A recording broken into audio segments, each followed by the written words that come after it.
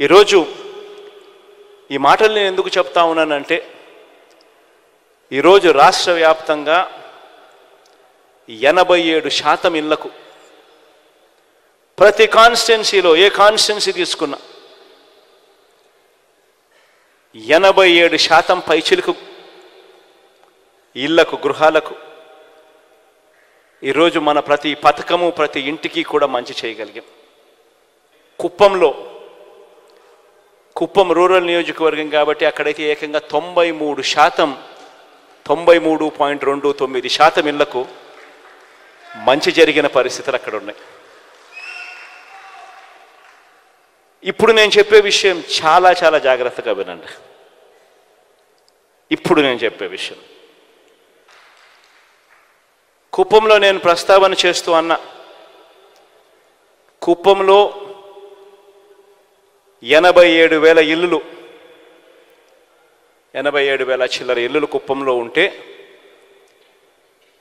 ఏకంగా 83,000 ఇళ్లకు దాదాపుగా మంచి జరిగింది. ఆ మాట ప్రస్తావిస్తూ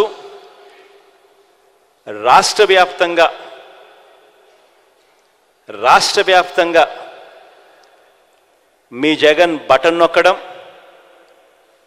నేరుగా నా అక్క చెల్లెమ్మల ఖాతాల్లోకి ఎటువంటి లంచాలు, ఎటువంటి వివక్షకు ఆస్కారం లేకుండా, ఎటువంటి లంచాలు వివక్ష లేకుండా ఏకంగా 2,55,000 కోట్ల రూపాయలు నేరుగా నా అక్క చెల్లెమ్మల కుటుంబాల ఖాతాల్లోకి వేశాము అని చెబుతూ, ఈ 2,55,000 కోట్లకు సంబంధించి ఇందులో 1,400 కోట్ల రూపాయలు కేవలం ఈ కుప్పం నియోజకవర్గంలో ఈ 83,000 ఇళ్లకు ఈ 1,400 కోట్ల రూపాయలు ఇవ్వగలిగాము అని. 45,000 కుటుంబాలు గతంలో పెన్షన్ అరకొరగా 1,000 రూపాయలు అందుకుంటా ఉన్నవి,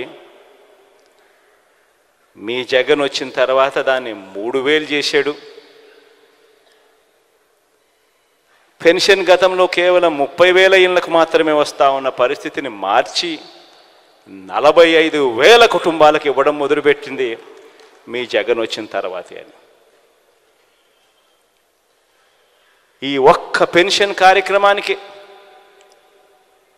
ఈ 57 నెలల కాలంలో ఇచ్చింది ఒక్క కుప్పం నియోజకవర్గంలో మాత్రమే 507 కోట్ల రూపాయలు ఇచ్చాం. ఇదే మాదిరిగా చేయూత గురించి చెప్పా, ఇదే మాదిరిగా ఆసరా గురించి చెప్పా, ఇదే మాదిరిగా విద్యా దీవెన, వసతి దీవెన గురించి చెప్పా, ఇదే మాదిరిగా అమ్మఒడి గురించి చెప్పా. మొత్తంగా 83,000 కుటుంబాలకు ఏకంగా 1,400 కోట్ల రూపాయలు ఏకంగా ఈ 57 నెలల కాలంలో బటన్ నొక్కడం, నవరత్నాల ద్వారా నేరుగా నా అక్క చెల్లెమ్మల కుటుంబాల ఖాతాల్లోకి వెళ్ళిపోవడం. ఈ డబ్బుల్లో కూడా, ఈ 1,400 కోట్లలో కూడా ఆ పేదలకు ఇచ్చిన ఇళ్ల పట్టాల గురించి ప్రస్తావన లేదు. ఎందుకంటే అది కూడా కలుపుకుంటే ఈ 1,400 కోట్ల కంటే ఇంకా చాలా ఎక్కువ. ఎందుకు నేను ఈ మాటలు మాట్లాడుతూ ఉన్నానంటే,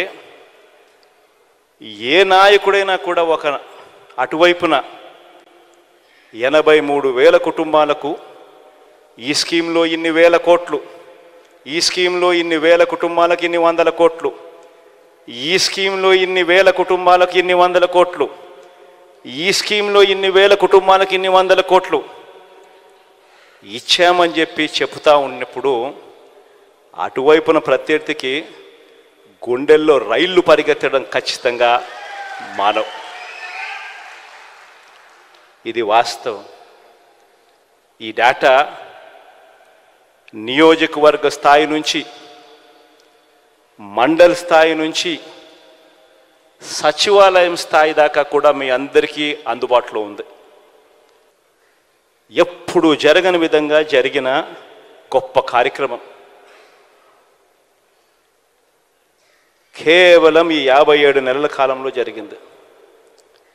ఎప్పుడు చూడని విధంగా పరిపాలనలో సంస్కరణలు తీసుకొచ్చాం, మార్పులు వచ్చాయి.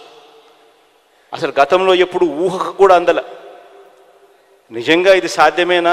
ఎవడైనా ఎన్నికలకు ముందు ఎవరైనా మనల్ని వచ్చి, మీలో ఎవరినైనా వచ్చి ఇన్ని 100 కోట్ల రూపాయలు, ఇన్ని లక్షల రూపాయలు ప్రతి ఇంటికి ఇవ్వడం, అది కూడా లంచాలు లేకుండా వివక్ష లేకుండా ఇవ్వడం సాధ్యమేనా అని అంటే మీలో ప్రతి ఒక్కరూ కూడా అలా నవ్వేసి అలా వదిలేస్తారు, సాధ్యమయ్యేది కాదు అనే మాట. కానీ ఈ 57 నెలల కాలంలో లేదు, ఇది సాధ్యమే అని ప్రతి ఇంటికి చూపించగలిగాం. ఎక్కడ లంచాలు లేకుండా, ఎక్కడ వివక్ష లేకుండా నేరుగా అక్క చెల్లెమ్మల ఖాతాల్లోకే నేరుగా ఆ డబ్బులు వెళ్ళిపోయి ఆ అక్క చెల్లెమ్మ కంటికే కనిపించే విధంగా చూపించగలిగాం. ఒక గొప్ప విప్లవాత్మక మార్పు పరిపాలనలో తీసుకొని రాగలిగాం, ఎప్పుడూ జరగని విధంగా, చూడని విధంగా.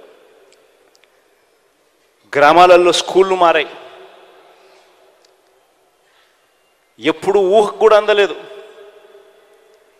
డబ్బులున్న వాళ్ళకు మాత్రమే ఇంగ్లీష్ మీడియం బడులు,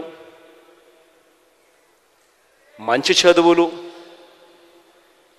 ట్యాబులు, క్లాస్ రూమ్లలో డిజిటల్ బోధన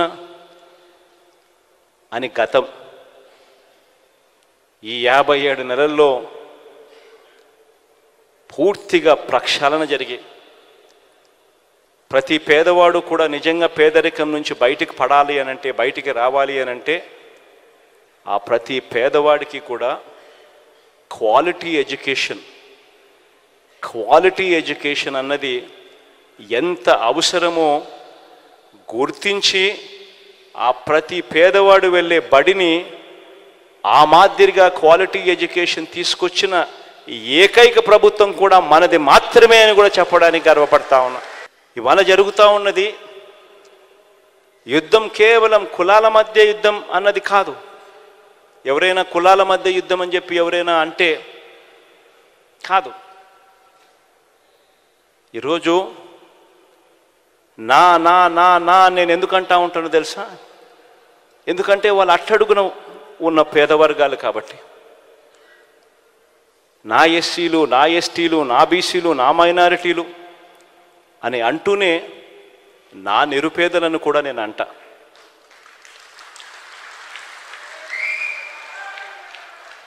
ఎందుకంటానో తెలుసా? ఎందుకంటే ఓసీలలో కూడా నిరుపేదలు ఉన్నారు.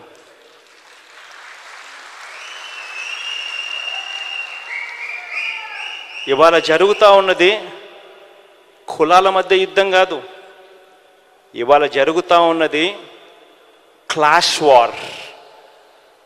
గుర్తుపెట్టుకోండి, పేదవాడు ఒకవైపున, పెత్తందారులు మరోవైపున.